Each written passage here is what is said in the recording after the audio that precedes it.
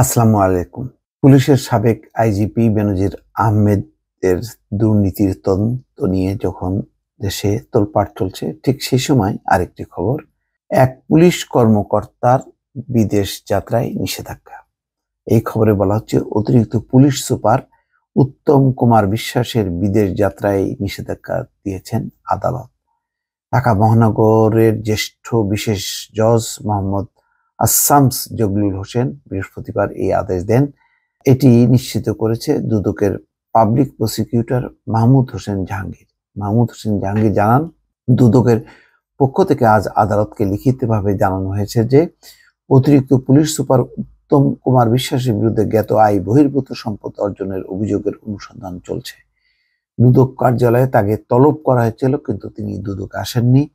তাকে সম্পদ বিবরণী জমা দেওয়ার নোটিশ দেওয়া হয়েছে। এই নোটিশ পাওয়ার পর ব্যাংক হিসাব থেকে তিনি টাকা তুলে নিয়েছেন। যেমন বেনজির আহমেদ সম্পর্কে বলা হচ্ছে তার 33টা ব্যাংক অ্যাকাউন্ট আছে, কিন্তু এখন দেখা যাচ্ছে সেই অ্যাকাউন্টগুলো খালি, কোনো টাকা নেই। পিপি মাহমুদ হোসেন জাহাঙ্গীর বলেন, ব্যাংক হিসাব থেকে টাকা উত্তোলনের পর অতিরিক্ত পুলিশ সুপার উত্তম কুমার বিশ্বাস বিদেশে চলে যাওয়ার চেষ্টা করছেন।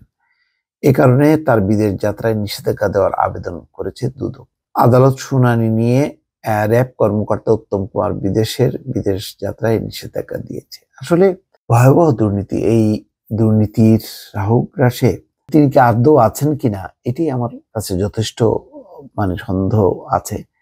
যে এই আদালতের প্রক্রিয়া, সরকারের তড়িৎ গতিতে সিদ্ধান্ত না নেয়া, নানা কারণে কেন জানি মনে হয় এক ধরনের দায় মুক্তি দেওয়া হয় বা বিদেশ যাতে চলে যায় তার একটা প্রশ্রয় দেওয়া হয়। যেমন বেনজির আহমেদের এরকম সময় তিনি চলে গেলেন, অথচ দুদক একেবারে 6 তারিখ এবং 9 তারিখ তাকে এবং তার পরিবারের সদস্যদেরকে দুটো ভিন্ন ভিন্ন ডেট দিয়েছে, হাজির হতে হবে। এই সময় তারা সিঙ্গাপুরে।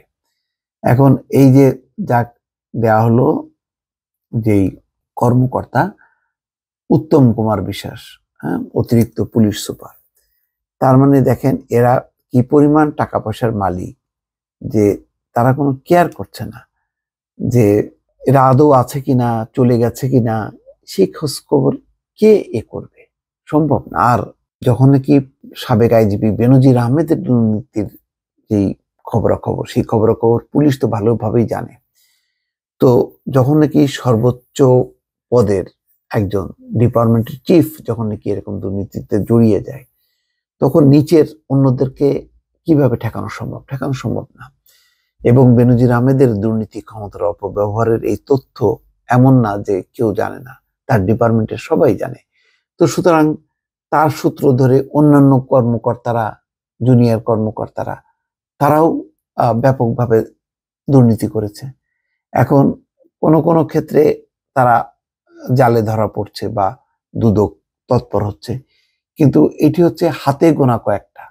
ব্যাপকভাবে যেই দুর্নীতির বিস্তার ঘটেছে পুলিশ বাহিনীর বিভিন্ন পর্যায়ে বা অন্যান্য আইন শৃঙ্খলা বাহিনী, এই ব্যাপারে তো সরকারের যে সংশ্লিষ্ট যে সংস্থাগুলো, তারা তো তৎপর নয়, বরং তারাও বলা যায় যে তারাও দুর্নীতিতে আকণ্ঠ নিমজ্জিত, যার কারণে এই সিম্বলিক একটা দুইটা নিয়ে নাড়াচাড়া হচ্ছে, এবং সেগুলিও যে খুব কার্যকর হচ্ছে তা না। ওই যে যখন নাকি আদালত নির্দেশ দিচ্ছে, দুদক তদন্ত করছে, তার মধ্যে তারা তাদের অ্যাকাউন্ট থেকে টাকা তুলে নিয়ে বা সরিয়ে ফেলছে, তাহলে কিভাবে সম্ভব? এই যে জনগণের টাকা, পাচার টাকা, এগুলি আটক করাটা অন্যতম এখন দরকার, যে সরকার এখন টাকার সংকটও আছে। তাছাড়া এটা তো মানুষের টাকা, পাবলিক মানি নিয়ে তারা বিদেশ চলে যাবে, অথচ সরকারের যে সময় মতন যে অ্যাকশনগুলো সেইগুলি না অভাবে, এটা খুবই দুঃখজনক। এই গাফিলতি বা এই দায়িত্বহীনতার এর জবাব কে দেবে? এটা কেউ বলতে পারছে না। দর্শক, ভালো থাকবেন। আল্লাহ হাফেজ।